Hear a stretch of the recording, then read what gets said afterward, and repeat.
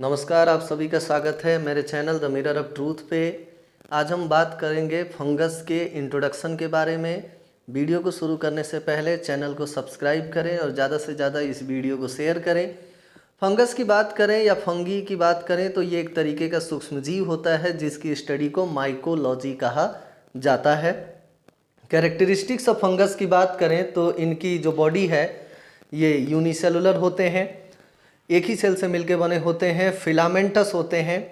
इनमें tube like stents पाए जाते हैं जिन्हें हाइफा कहा जाता है सिंगुलर फॉर्म में, और वहीं प्लूरल फॉर्म में हाइफे कहा जाता है। इनके जो एग्रीगेट्स होते हैं हाइफे के, जो हाइफे का इकट्ठा रूप है उसको माइसीलियम कहा जाता है। स्क्लेरोटियम भी होता है, hard and mass of mycelium. Mycelium का एक हिस्सा या एक समूह जो काफ़ी हार्ड हो जाए उसको स्क्लेरोटियम कहा जाता है, और ये जनरली ओवरविंटिंग स्टेज में हमें देखने को मिलता है। कई बार ये मल्टी सेलुलर भी होते हैं जैसे कि माइसीलियल कॉर्ड्स, राइजोमॉर्फ और फ्रूटीज बॉडी जैसे मशरूम्स जो होते हैं ये मल्टी सेलुलर फॉर्म होते हैं फंगस के, यानी यूनिसेलुलर और मल्टी सेलुलर दोनों ही फॉर्म फंगस में देखने को मिलता है। फ्रूटिंग बॉडीज आपको यहाँ पे दिखाया जा रहा है डायग्राम में।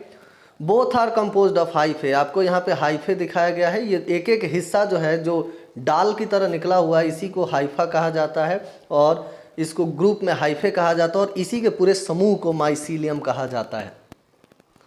हेटेरोट्रॉफी होता है, यानी जो फंगस हैं वो अलग अलग तरीके से फूड को कंज्यूम करते हैं। कुछ फंगस सेप्रोफाइट्स और सेप्रोप्स होते हैं। सेप्रोफाइट होने का मतलब है कि ये डेड और डिकेइंग ऑर्गेनिक मैटर से अपना भोजन प्राप्त करते हैं, और ये डिकम्पोजर्स है, जो भी पेड़ के पत्ते जो गिरे हुए होते हैं या जो पेड़ टूट के गिरा होता है या किसी मरे हुए एनिमल को डिकम्पोज करते हैं। ये कुछ सिम्बायोटेंट्स होते हैं, यानी कि ये किसी न किसी फंगस के साथ या किसी दूसरे ऑर्गेनिज्म के साथ सिम्बायोटिक रिलेशनशिप में जुड़े होते हैं, यानी जिसके साथ ये जुड़े हैं और ये दोनों को एक दूसरे से फ़ायदा होता है।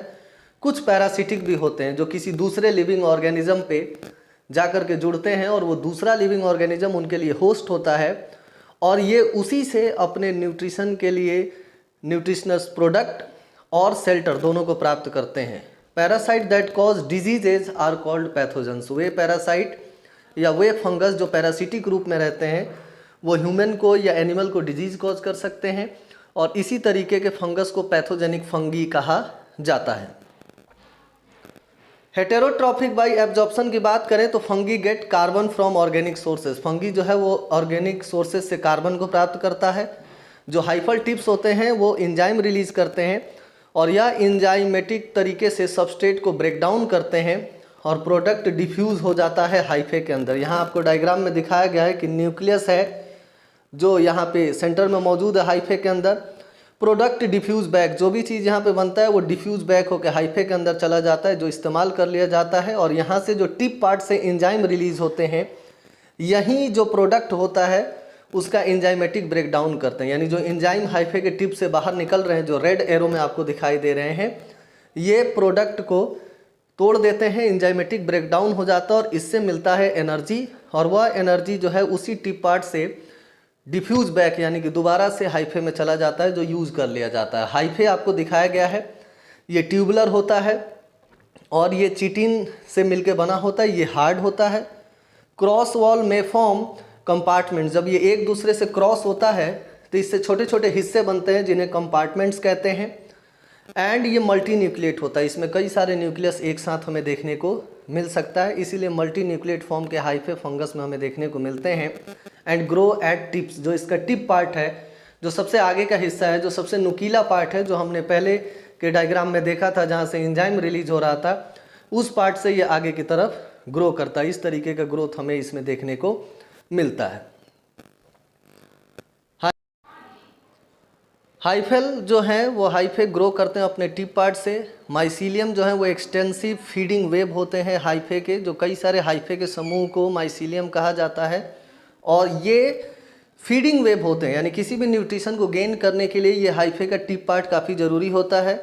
और इसके डायग्राम को देखें हम तो mycelia are ecologically active body, ये फंगस का सबसे एक्टिव बॉडी होता है। इसका बाहरी वॉल काफ़ी रिजिड होता है and only the tip wall is plastic होता है, जो टिप वॉल है वो प्लास्टिसिटी उसके पास पाई जाती है। मॉडिफिकेशन ऑफ हाइफे की बात करें तो हाइफे दो तरह के होते हैं। एक होता है सेप्टेट हाइफा, यानी जब हाइफा अलग अलग हिस्सों में डिवाइडेड हो, अलग अलग कंपार्टमेंट में बटा हुआ हो, तो उसको सेप्टेट हाइफा कहते हैं। और वहीं है कोइनोसाइटिक हाइफा, जिसमें अलग अलग कंपार्टमेंट बटे हुए नहीं होते हैं।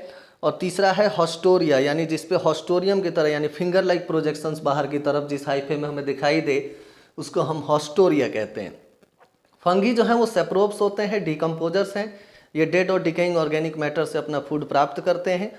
और जो इन्वायरमेंट में मौजूद वेस्ट मटेरियल है, जैसे वो पेड़ के पत्ते हों या डाल हों या कोई मरा हुआ एनिमल हो, उसको ये डिकम्पोज करते हैं और इन्वायरमेंट को अलग अलग तरीके से मेंटेन करने का काम करते हैं। इसीलिए फंगी आर बेस्ट डिकम्पोजर्स, ये सबसे अच्छे डिकम्पोजर्स होते हैं। तो इस वीडियो में हम इतनी ही बातें डिस्कस करेंगे।